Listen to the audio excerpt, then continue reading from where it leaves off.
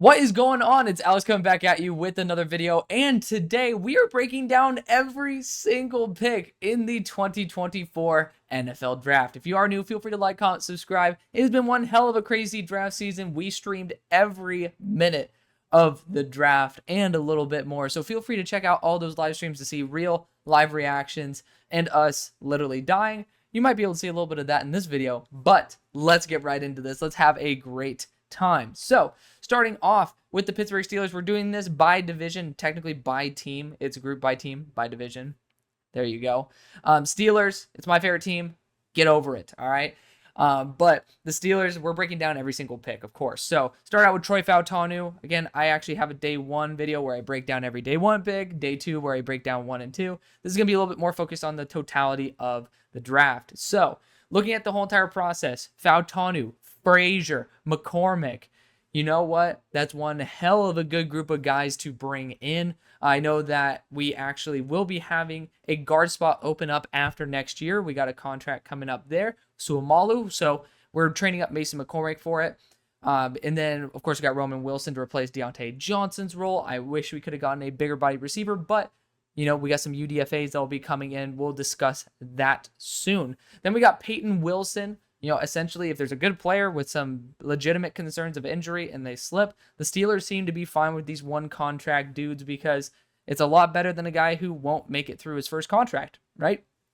So Peyton Wilson's going to be a massive addition for our team. And then Logan Lee, a little bit of a kick in the balls to me because I saw some great players and, you know, he's still going to be a nice developmental, very aggressive player. I like him. Like, that's why we're giving A- for this. Ryan Watts, like, he's really well built, over 200 pounds. He can be potentially a defensive back if he doesn't work out as a pure corner, but good amount of experience there. Overall, when you look at the totality of our draft, we rebuilt the offensive line. We got some good firepower in there.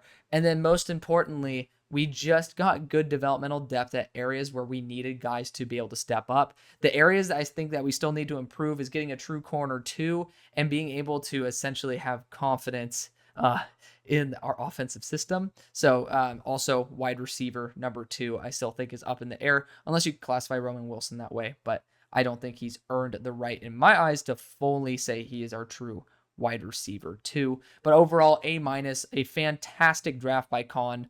You know, you guys will see the reactions every time I was let down by our picks. And it wasn't because the pick was bad at all. Like, when you sit there and then you process, like, oh, this is our pick, it's a really good pick. But deep down, like how the draft I wanted it to go, like Terry and Arnold in the first round, right? That was my dream. But you know what? I was very happy with Troy Fautanu. Then in round 2, I did not want Zach Frazier over A.D. Mitchell. That was A.D. Mitchell's spot for me, right? So I was perfectly fine with Roman Wilson in round 3. Like, that was something I was very ready to accept. Peyton Wilson, I could totally accept that. I kind of forget who I really wanted at that point, but you know, I was looking at, you know, at that point, I was looking at some of the top corners. Still, Jarvis Brownlee was one of my favorite guys. He ended up going to the freaking Browns too. So, like, not even talking about that. But, or not Jarvis Brownlee, but I'm thinking Jamari Thrash, which I would have wanted that spot too. Well, luckily, Jarvis Brownlee, we'll talk about him soon, ended up going to a very, very good roster. But then Mason McCormick as well, like, is another spot where it's like we didn't really need guard depth there. I would have really loved maybe, okay, technically if we got wide receiver at 51, I would have wanted Hunter Norzad at 119 or even 178, depending if my memory serves me correctly. He was around that range. So ultimately, great draft, just ended up being something where every single pick, it was a good pick, just not the optimal pick. For the Ravens, it was a little bit of the exact opposite of what I just talked about. There were perfect guys at spots, and the Ravens took them. And then there were also guys that I did not think the Ravens needed to take. So Nate Wiggins, already discussed it plenty of times. Again, feel free to go back to those videos to get more in depth on the days 1 and 2 guys. But in totality, I'm still going to be breaking them down. Nate Wiggins was a fantastic option. There was nothing better there besides maybe a trade back. And even then, Nate Wiggins, he's a baller. I just hope he can last up for size. But of course, as a Steelers fan, you know, I wouldn't mind it if we ended up having to, you know, put Nate Wiggins in check there and kind of humble him that way. Roger Rosengarten was that 2nd round pick. He's a phenomenal right tackle. That was as good as you could have asked for. Fantastic value there. Adiza Isaac, You traded back, if I'm not mistaken, as well, and still got a top tier talent, regardless if you traded back or not, who cares? But you got a top tier talent to be a really consistent guy on your team. Maybe he doesn't have the ceiling that you're looking for, but he sure as hell has an amazing floor. Tez Walker, I freaking messed that up. Okay, Tez Walker was not at pick 93. Look at that. We gotta love typos, right? Already starting off early today. He was not at pick 93. Feel free, I think it was like pick 112. But Tez Walker was the selection early in round 4. It's a guy who brings a nice deep threat speed at about 6'1", 6'1", just over 190. He's in the 4.3s. Like, that's a really solid target to have. Just ended up struggling a little bit when it came to drops. TJ Tampa was at 130. I think that was a perfectly fine pick. I wasn't the biggest TJ Tampa guy. He's 155 on my board. I thought he's a little bit, his change of direction was a little stiff, but you know what? He's physical, he's experienced, he's seasoned. The Ravens need that day one impact. After that, that's where I started losing a little bit of my love for the draft. Rasheen Ali, I love Marshall players. I liked Rasheen Ali. It just, at round 5, I thought there was significantly better value down the board. Devin Leary, I'm fine with. I thought that this was Devin Leary and Keaton Slovis are the two guys where, if they end up sticking to a roster, potentially being a really good backup, that to me wouldn't be a big surprise. So not bad there. Nick Samick, I just didn't think that he was draftable. I didn't really see much upside there. And Sanusi Kane is kind of actually a really fun Purdue safety. So I didn't mind that one. But A- still a fantastic draft. A little bit opposite of the Steelers that consistently hit pretty solid points with pretty solid value. I thought the Ravens fluctuated a little bit between getting incredible and then, some understandable value there. So still above a B+. Might, again, C for me is adequate, so keep that in mind. This is still an excellent draft. Then we got the Bengals, also with an A-. We got a consistent theme here, everybody. But started out with Amarius Mims. I love that with Trent Brown being that starter at right tackle. Chris Jenkins and McKinley Jackson boosting up the defensive interior after losing DJ Reader. Incredible. Awesome. I love that pairing. And then Jermaine Burton, as long as his personality stays in check, he was a top 32 talent for me. That's a big win for your receiving core. Eric All ends up going at 115. That was a bit early for me. He's just never been able to stay healthy. Wasn't a massive factor there at Michigan, but his route running is spectacular. I'm a big fan of his game. Just, I don't think it garnered 115 remotely. Josh Newton is a really solid depth rotation guy who, if need be, can be put onto the field. I'm not mad at that at all. Consistent starter with experience. Taron McLaughlin, former wide receiver at tight end. I am a huge supporter of that. I think it was a better pick than Eric All. Cedric Johnson, you were taking at 214, someone who's 265 and a great athlete with SEC experience. Not going to be a shameful move by that at all. Dejon Anthony, not bad safety out of Ole Miss. I mean, it's 224. You're getting a depth guy for rotation. And then Matt Lee was probably my favorite. He was my number 12 interior offensive lineman, and it's a really, really cheap and very effective interior offensive lineman. He was the guy who surprised me the most from my interior offensive line studies, but I really did love his game. So overall, it was a great way to start and end off the draft for the Bengals. Then we got the Cleveland Browns, starting out with Michael Hall Jr. That was awesome. I mean, great gap penetrator, tons of potential, keeping him there in Ohio. Zach Zinter, coming off a leg injury, but good guard depth. It was probably my least favorite pick of theirs, which shows you how damn good their draft was. Probably could be moved up to an A-, but I don't think that their big hits ended up moving the needle enough for me. With a stacked receiving core, so to speak, right now, I don't know the role that Jamari Thrash is going to open up, but I really loved him. He was a top 64 player for me, so at 156, great value. Then we got Nathaniel Watson.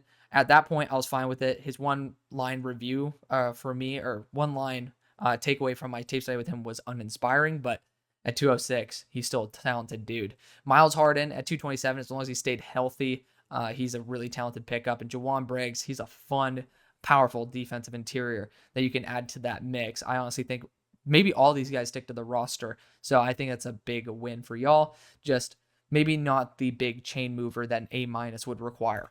Then we got the Bears. So ended up actually trading an extra pick to get into today of next year 4th. So we'll talk about that. But Caleb and Rome, great 1-2 pairing. They're going to be there probably for the next 10 years. Kron Amagaji developing as a left tackle in the short run, and then he's going to be the starter in the long. Torrey Taylor was way too early for me. I mean, if you really have full confidence in your offense, I don't think you really need to I mean, I get putting your defense in the best position is great, but I didn't trust Torrey Taylor to be that significantly better than any of the other punters or any of the other punters on the market. Then you traded and got Austin Booker. I thought that was phenomenal, but he's a little bit lighter, 240. You needed an edge rusher though, and he ended up slipping, and I think that's really good value. But of course, Caleb by far is the biggest impact on your roster, or the best bang for your buck. Then we got the Green Bay Packers, who had a lot of picks here. Starting out with Jordan Morgan, I thought that was right up their alley, but based on their picks today, it definitely shows that I kind of wish that I for a second thought that Jacob Monk was listed as a defensive back. I was like, no. But, you guys are good at sniping offensive line down the board. Did not change during this day. You ended up getting Jacob Monk, who's a solid interior offensive lineman out of Duke. I didn't really deep dive into him too much, but, it was a day 3 offensive lineman for me. Travis Glover was a damn steal. I love that to death. So you got 3 really good offensive linemen. One of them a starter, 2 of them rotational. Then you ended up getting Edgerrin Cooper, who's a steal of the draft. Absolutely phenomenal. He was my number 1 linebacker by a good margin by the end. Javon Bullard, that was a little bit underwhelming, but still, I love the fact, I ended up warming up to it so much more when I started seeing he's like, I'm a fucking Packer. That was sick.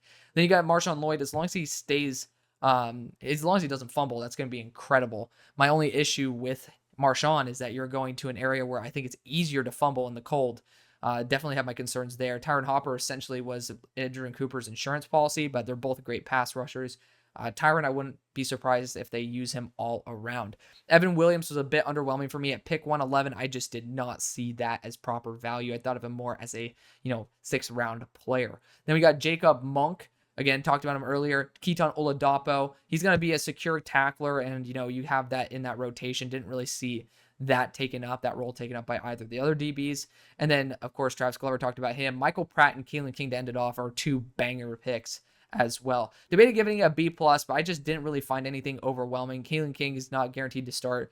The only guaranteed starter here, in my opinion, is Edgerrin Cooper. The rest of the guys, I think, have to genuinely earn the role. Maybe Javon Bullard in there as well.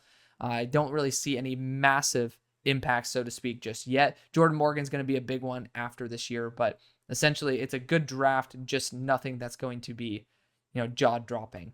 But, it's a good draft. It is a good draft. Then we got the Detroit Lions, spent essentially their first 4 picks on corner with Terry Arnold and Ennis Rakestraw, trading up for Terry Arnold, cost a 3rd round pick, and then a 3rd round pick for Carlton Davis. Then you got Giovanni Manu. That was a bit of a reach for me. I mean, there's a lot of really good tackles in this class. It's a bit of a stretch there, but he's an athletic freak.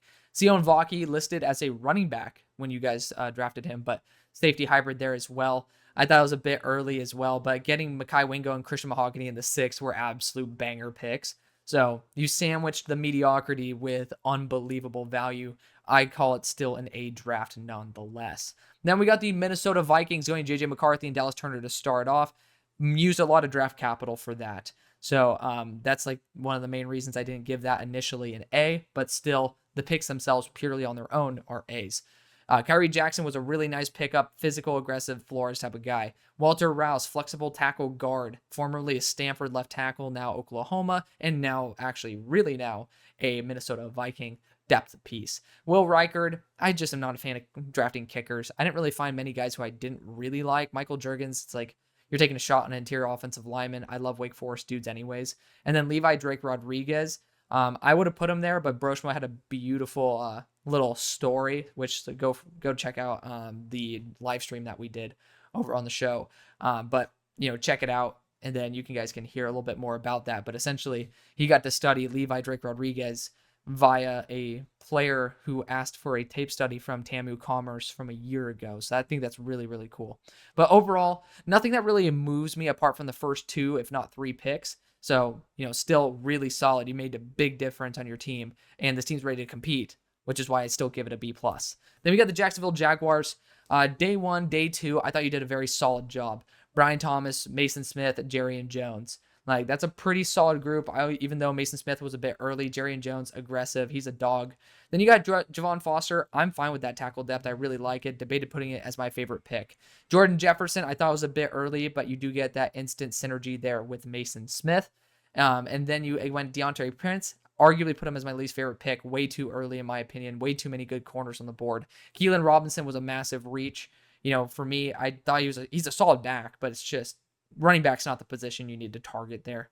It really is not. And you needed to get another boundary corner like Kalen Carson there. And then you went Cam Little, which is like, another guy who I almost put as my least favorite pick. It's like, I don't really grade kickers though, but I just don't really see the value in drafting one. Then you got Miles Cole, which was arguably a guy who I also put as my favorite pick. Super lengthy, freaky edge, just did not test well in the agility drills and didn't show it that way at the Senior Bowl either. Then we got the Colts. One of the best starts to the draft. Rounds 1 and 2, like dead ass an A++ probably combo. Matt Goncalves was way too early via a move up as well. Then you went Tanner Bortolini, who I was like, it's a little bit underwhelming, but still a very solid player.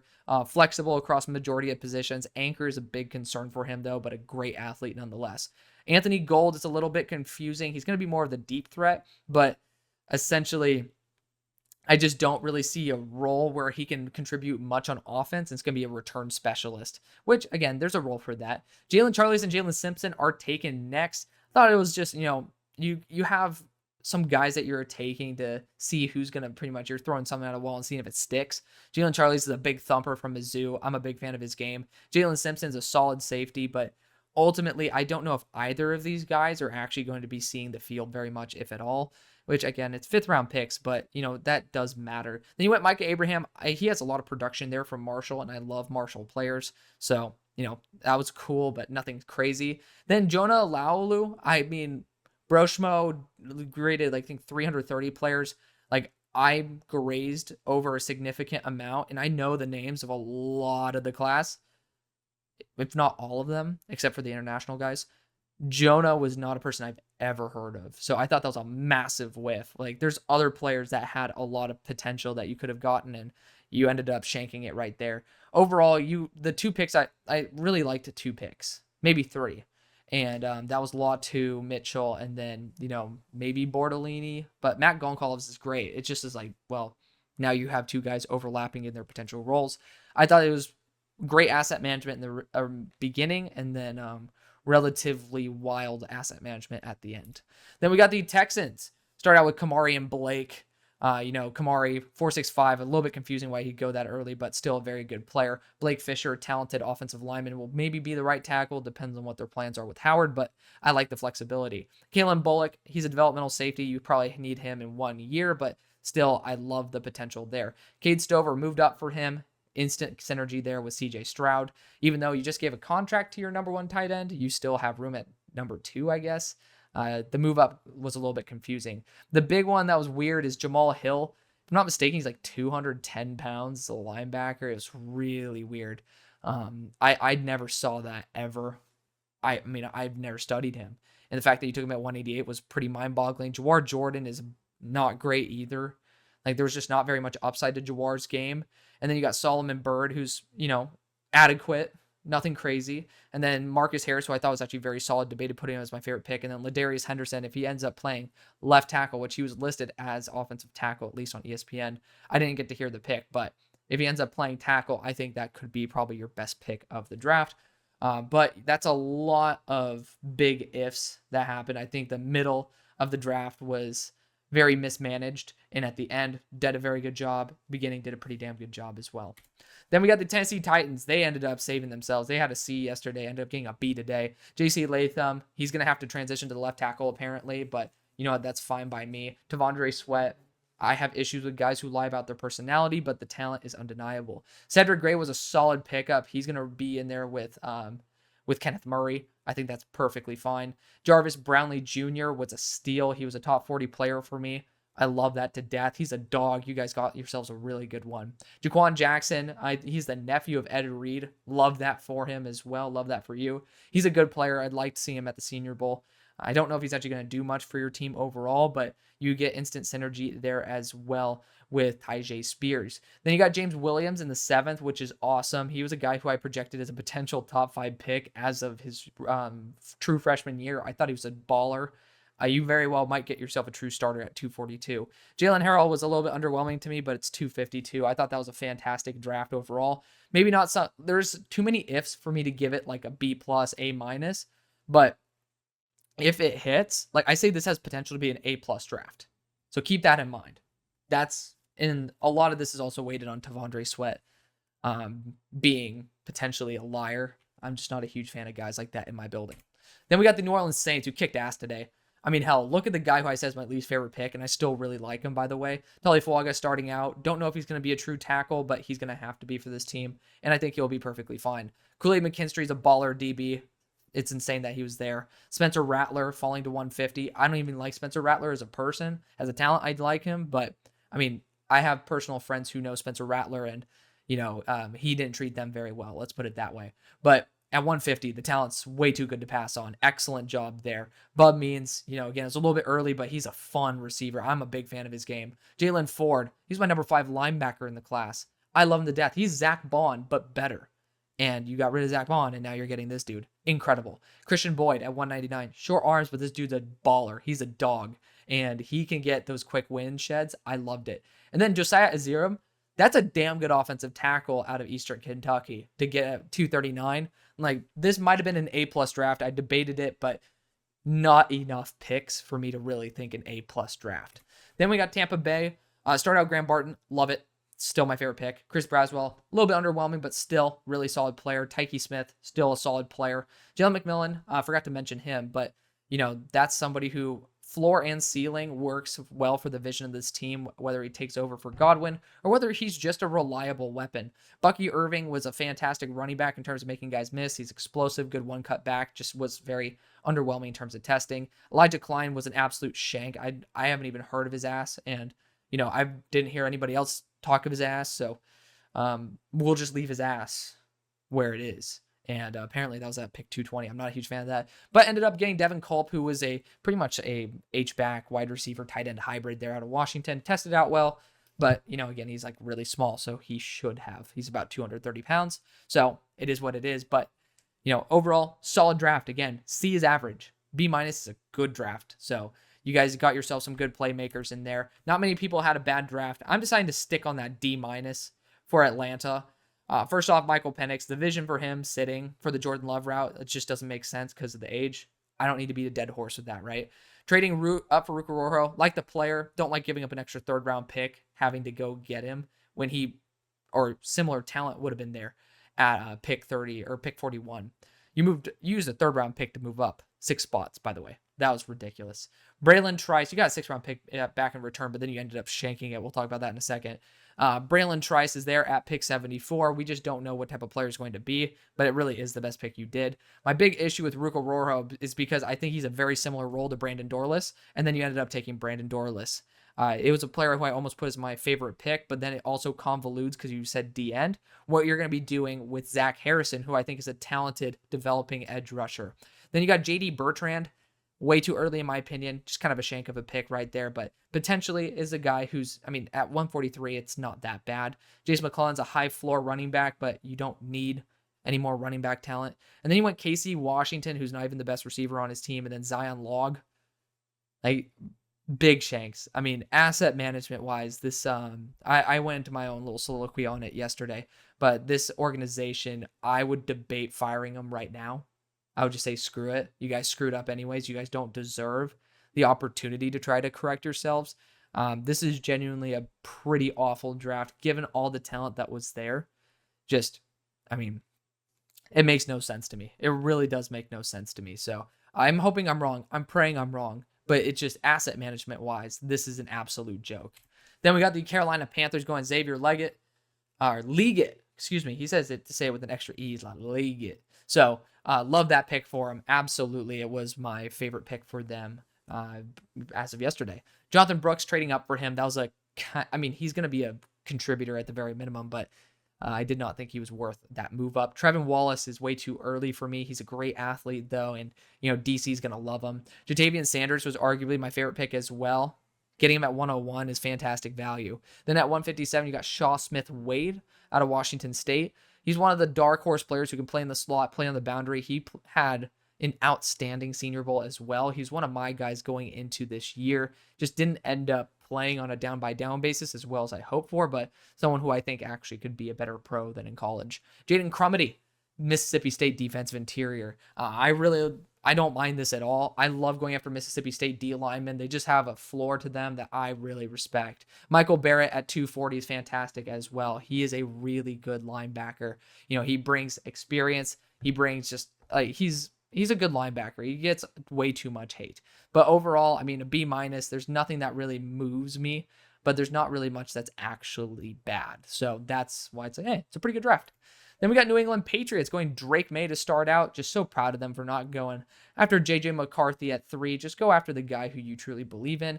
Jalen Polk was my least favorite player as of yesterday, but, it's not a bad pick. He's a solid wide receiver, man. He does bring a good foundation at that 6'2" frame. He's just not a great separator, but you do have some separators there. Caden Wallace, he has the vision apparently of going to left tackle. My dream for him was to be a guard in the short run, but that's just not going to be possible. I'm hoping that their vision for him is better than the one that I had. Then we have Layden Robinson at 103. That was a bit of a head scratcher, debatably my least favorite pick, but Layden, I like Layden a lot. The vision for this, I just don't understand. I just don't. Then you got Javon Baker, who is an absolute steal there. He's lit up. He said he was like, "Oh, I'm gonna make people in wheelchairs stand up." That's an actual quote from him, by the way. That wasn't me saying it. So I'm excited to see what he brings to the table. I think he's a better receiver than Jalen Polk. Then we got Marcellus Dial out of South Carolina. He is a fine corner. He literally looks like he has a parachute on his head when he was running at the combine, but I didn't really see anything from him. I might be wrong on that, but I'm excited to be wrong about that. I love when DBs hit. Then we got Joe Milton. So this broke my heart as a guy hoping that the Steelers should somehow snag Joe Milton. It was no longer going to be the case. It's going to be some good quarterback competition there with Drake May. Some people say he could be a tight end. Then they drafted Jaheim Bell. That was a fantastic pick. Probably my favorite pick besides what they did with Javon Baker. But Joe Milton, he brings a massive cannon. I think he's extremely slept on.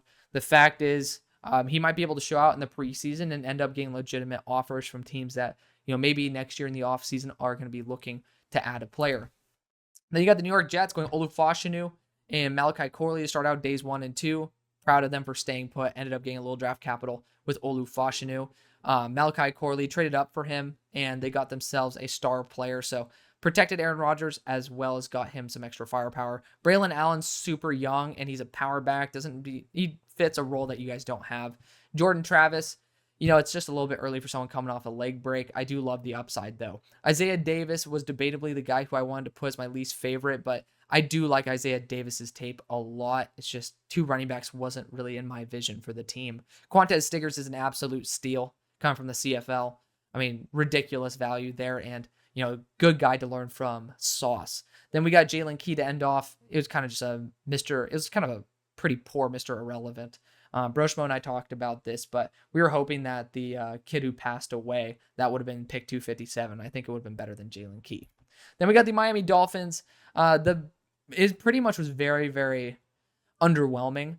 That's how I describe the draft. DPR with Chop Robinson. Honestly, this is the best place for him to be. I would just hope that it would have been in the second. I don't trust him to be anything more than a DPR in the short run and maybe even in the long. Luckily, you do have 2 guys who are relatively solid against the run in front of you. So he's going to be in setup for success. Then you got Patrick Paul. It's like, you got some offensive line. I'm not a big Patrick Paul guy. He was outside my top 100, but still, it's offensive line, right? Then you got Jalen Wright. I don't see the vision in that. Devon A-Chain is my guy, or Devin A-Chain, or A-Chan, excuse me. He's more my guy. I don't really see the vision with Wright. I mean, again, speed, but it's a low value position. Mo Kamara, I love that pick for him. Just, again, it's similar to a DPR, but you're getting that in the 5th round, right? You're getting experience as well. Malik Washington was a great steal. People think I don't like Malik Washington. I didn't like Malik Washington when people were saying he should be a 2nd round pick. This is a really solid weapon. Again, my big issue is that then they went after Patrick McMorris when there's really good offensive linemen available like Matt Lee, who could have been a really good interior offensive lineman for you. Taj Washington was 241. That's fine, but again, it's the lack of focus on the offensive line and even defensive interior that bothers me the most. But, I mean, it's pretty obvious why I don't like Patrick McMorris. It's not a guy who I ever even thought would be a good draft pick, especially for the Dolphins. Then we got the Bills. Keon Coleman, Cole Bishop, banger second round. You got Dwayne Carter, good pocket penetrator. Then you got Ray Davis, and I like Ray Davis. He has some really good, he has really good games in there. Absolutely can be a great running back. It's just a little bit early at 128th overall. Then you stole Cedric Van Pran and Eddie Ulafosho. I mean, I could have put those as my favorite picks easily. And then you got Javon Solomon as well. Like the 5th round, unbelievable. Great job. That's great asset management. Tylen Grable, fantastic athletic offensive lineman who's been all around. Dylan Hardy as well, solid slot option. Travis Clapton, debated putting him as my least favorite, but apparently these guys from Europe, they actually don't take up roster spots. So why not take a swing? I don't mind that at all. Great job by the Bills. They did a fantastic job bouncing back from a relatively lackluster day one because all they did is just trade back. Washington Commanders. They had a lot of picks, but to me, didn't do too much with it. They ended up getting Jaden Daniels. I think that's a very smart move. I liked it. Then you got Jerzon Newton. You stuck where you were and got the best player available. I just do love that. Mike Sainristil, he's a 23, if not 24-year-old kid who is still developing as a corner, but I love the energy he brings. Ben Sinnott, I thought was way too early. I mean, if you're getting literally at double the amount of picks from there, Jatavian Sanders, I just don't see the value in Ben Sinnott, but it's an upgrade. I just don't really know if he's a top 32 tight end in the NFL at the moment, which you're kind of hoping for if you're drafting someone in the second round at a lower value position. Brandon Coleman was a solid offensive line selection. It's just going to be, it's a solid kid. It's just, I think it's a little bit early, but still an asset nonetheless. Then you got Luke McCaffrey. Still have it as my least favorite pick. It's just, man, with all these other talented wide receivers on the board, I would have been happy with Luke McCaffrey if it weren't for the fact that you had probably 5, 6, 7, maybe even 10 guys I would have had ahead of Luke McCaffrey at that same position. Then you got Jordan McGee, which, again, I almost put him as my favorite pick. I think fantastic. Super high ceiling, and you get some good mentorship there. Dominique Hampton, 220-pound safety. I love that.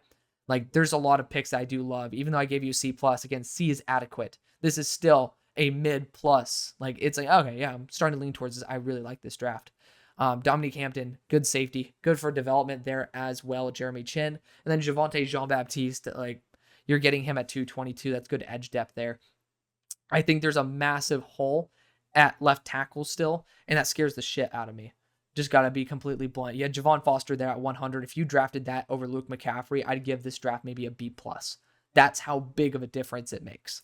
So now we got the Dallas Cowboys. Damn it, I should have shifted over the grades. Regardless, I'm trying to reorganize the graphics a little bit, if you can't tell. Start out with Tyler Guyton. I was like, you know what? You traded back on extra third-round pick. Great. Then I got Marshall Nealand, my boy. We actually should be getting a video with him in person here when he ends up coming, because I ended up talking to him yesterday, actually this morning.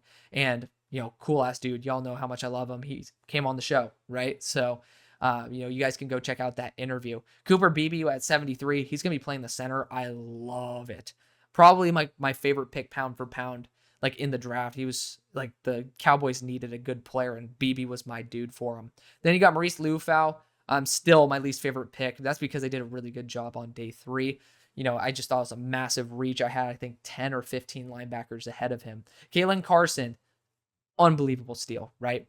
Unbelievable steal. When you look at the draft in totality and you forget that Maurice Lufau was taken at 87, and I could have said Kalen Carson was 87, you move everybody up and move Lufau down to like 233. I would just be like, hey, this is like an A draft, right? So that's why I give it an overall an A. A+ steal for Carson, and then right after that, Ryan Flournoy, one of my favorite depth receivers in the class.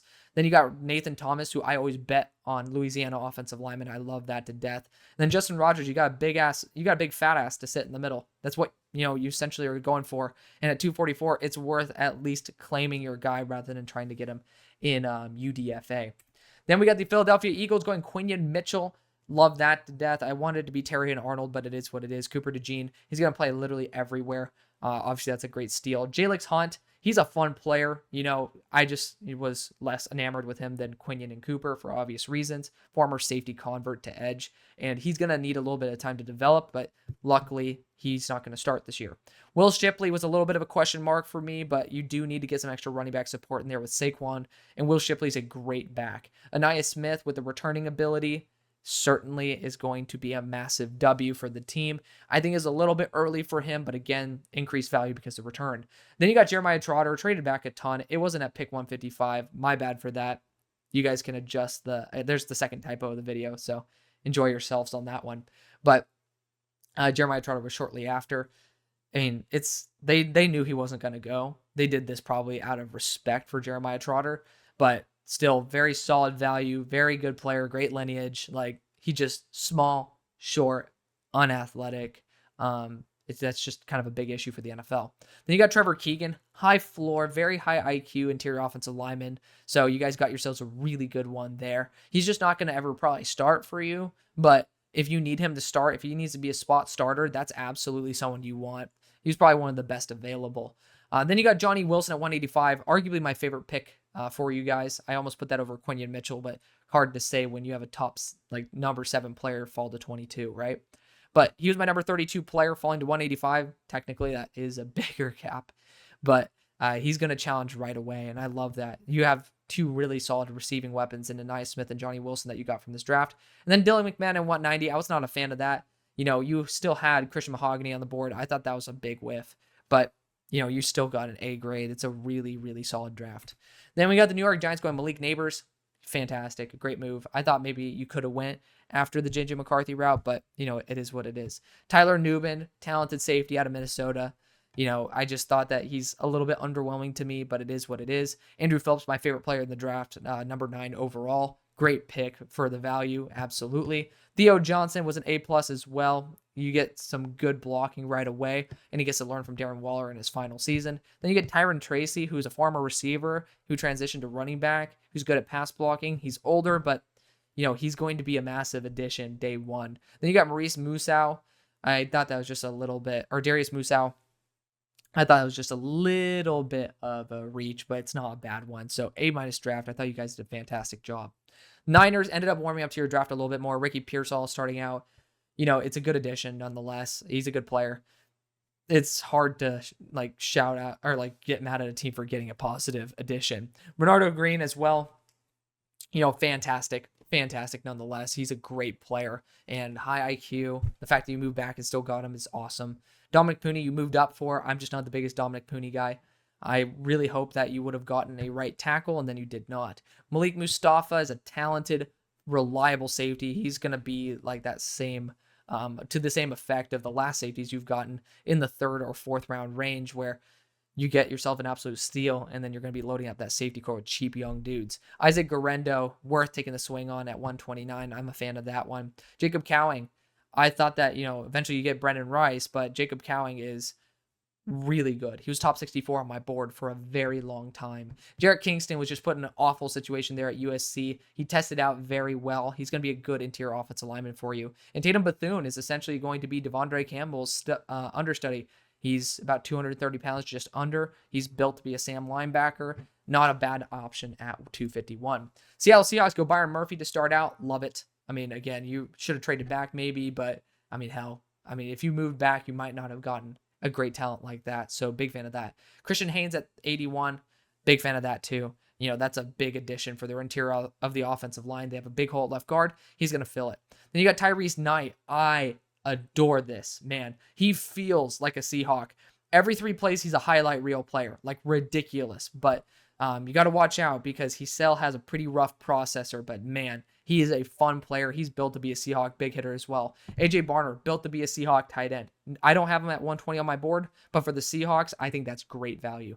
Nehemiah Pritchett, 136. You pair him up with DJ James as well, and you got some instant synergy in that corner core, some good depth. I'm a big fan of that combo too. Satoa Laumea, I had 2 fits where I really liked where he'd end up succeeding. It was the Seahawks and the Eagles. And so you get yourselves a really good one there who can never play tackle. Don't ever make him play tackle, but he'll be a really good filling guard. Then you got Michael Gerald to end off. I was like, what the hell? Like, Finlay, I think, is Ireland, so at least doesn't take up a roster spot, but what the hell is that? So overall, really good draft. Nothing that blew my socks off, but everything that was just really solid. Then you got the Rams. Jared Verse starting out, great. Still is my favorite pick. I love it to death. But then you get Braden Fisk. You get teammates right there. You had to trade up for it. Not a fan of that part, but still getting a nice 1-2 punch. Then you got Blake Corum. I think he has a little bit too much of an overlap with what you have in Kyron Williams, but still a good back nonetheless. Cam Kinchens has the ceiling of a top 10 player, just the floor of much lower, so it's worth the taking right there at the end of the third.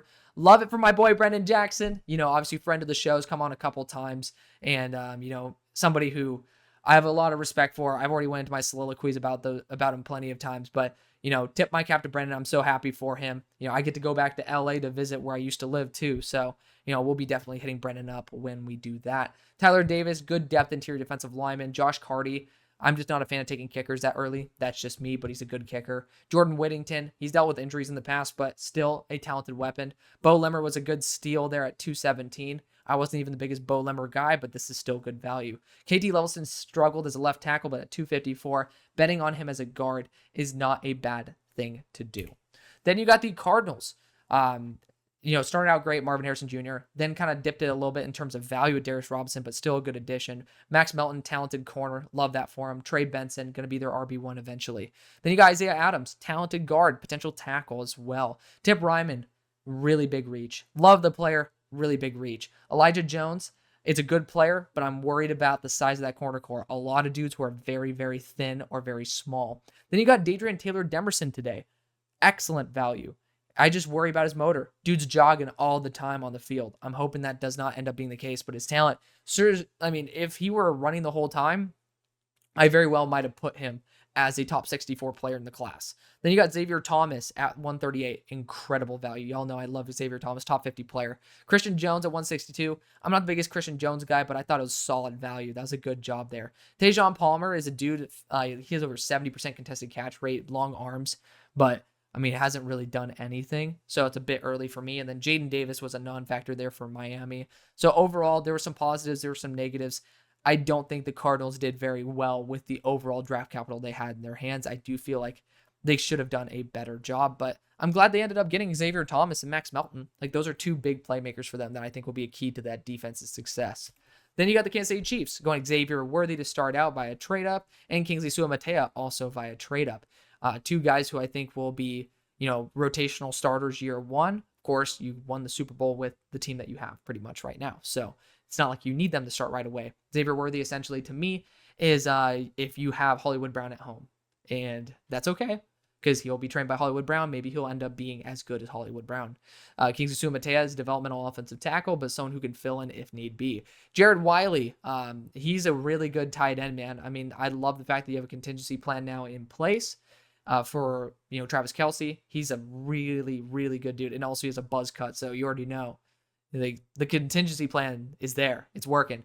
Jaden Hicks, I wasn't the biggest guy on him, but honestly, at 133, I wouldn't shame it whatsoever. He has some high-end ceiling tape. I just need him to take much better angles and not be an arm tackler. Then we got Hunter Norzod. Y'all know I had this guy as a top 50 player, or maybe top 64, but he was definitely worth a round 2 pick for me. Incredible value, especially when you're going to be getting rid of Trey Smith or what's the center's name? I'm tripping now. It's been such a long day. Creed Humphrey, because you can't just pay everybody. Eventually, you have to let someone go, and I think it'll be Trey Smith, but Hunter Norzod has that versatility as well. Kamal Hayden, I have him comped to a middle school bully. Feel free to check out the corner video as well. He's a monster. The fact is he didn't test out that well, but he's a freak. I think this guy is going to be an enforcer. I love it at 211. And then CJ Hansen. It just wasn't over the moon for me, but he's still a really good pick. So I'm just worried that none of these guys are going to see the field year one. That's why I can't give it a really high grade, but it went up from like a C or a C plus all the way up to a B. That's a big move. That's a big move for me. I do like your class overall as a whole. Then we got the Los Angeles Chargers, starting out with Joe Alt. I'm just worried about his transition to right tackle. Ladd McConkey, I love his talent. I'm just worried about that shoulder and back. Junior Colson, love the fit right away. That's a huge win. Justin Wigby was arguably my least favorite pick. Just a little bit too early for a tweener, defensive interior guy. A little bit on the small side. Tarheeb Steele, didn't really see him as somebody who was worth pick number 137. I had him more worth as like a 7th round pick. Cam Hart was a steal. Love that to death. Physical. Guy who will know how to lock some dudes down. Big fan of bringing him and Joe Alt together again. Then we got Kamani Vidal. Kamani Vidal is a talented running back there from Troy. I'm a big fan of his game. Then you got Brendan Rice. Obviously, he slipped. I almost put it as an asterisk. I'm like, why did he slip? We'll find out soon enough. Then Cornelius Johnson ending it off. He's like the ultimate definition of a wide receiver 4. Like never good enough to really start on a roster, but he's like definitely talented enough to stick to one and stay in a receiving core. So overall, really good job. Again, it's kind of lost it a little bit at 105 and 137, but depending on what the issues with Brendan Rice, they could be a B+ or an A+, because Brendan Rice is, a top 64 player for me. Then you got the Vegas Raiders starting out with Brock Bowers. They went BPA because they didn't like what was available. That's fine with me. Jackson Powers-Johnson was incredible value at 44. Delmar Glaze was not worth it in the third round. Hate to say it, but just not a fan of that. But then they ended up getting DeCamerion Richardson, which is just super stud. Oh my God. Elite athlete, high level instincts, just needs to tone it down and refine it to use it at the right time. Tommy Eichenberg was my linebacker number 4, and he was very close to being my linebacker number 3. Incredible value. Dylan Laub, I don't know how to say his name, but that's a solid receiving back there. I don't mind that at all. Trey Taylor's a baller too from Air Force. I'm pretty sure he is the cousin of Ed Reed. So he's a really good player. Then you got MJ Devonshire, which I haven't been over the moon about, but that was when he's being taken in the early 4th round. Him in the 7th is unbelievable. I debated giving this one an A-, maybe an A. Maybe I should have, but you know what? You guys rebounded from that 77th pick with grace. Awesome job. Then you got the Denver Broncos. I mean, this whole division did a very good job. Bo Nix, I'm a fan of it. It is what it is. I really like Bo Nix. You got Jonah Ellis there at 76. I love the DPR aspect. This team sometimes just needs roles to be filled with really good talent. That's exactly what he is.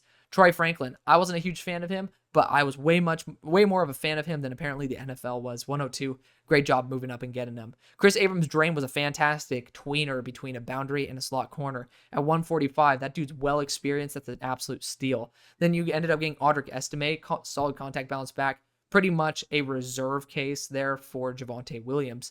Then you got Devon Vell. He's like a 26-year-old Utah receiver. I hated that one. That's why it's not like an A-. And Nick Guerrillo isn't really a talented player, so I thought the 7th round was kind of shanked there when you had some good talent on the board. But overall, great job, great draft. That's going to be the video. Thank you so much for watching and supporting me through the entire 2024 draft season. It is 2025 draft season time, and whoever the hell is on the number 1 overall pick is on the clock. I love you. See you on the far side. Peace.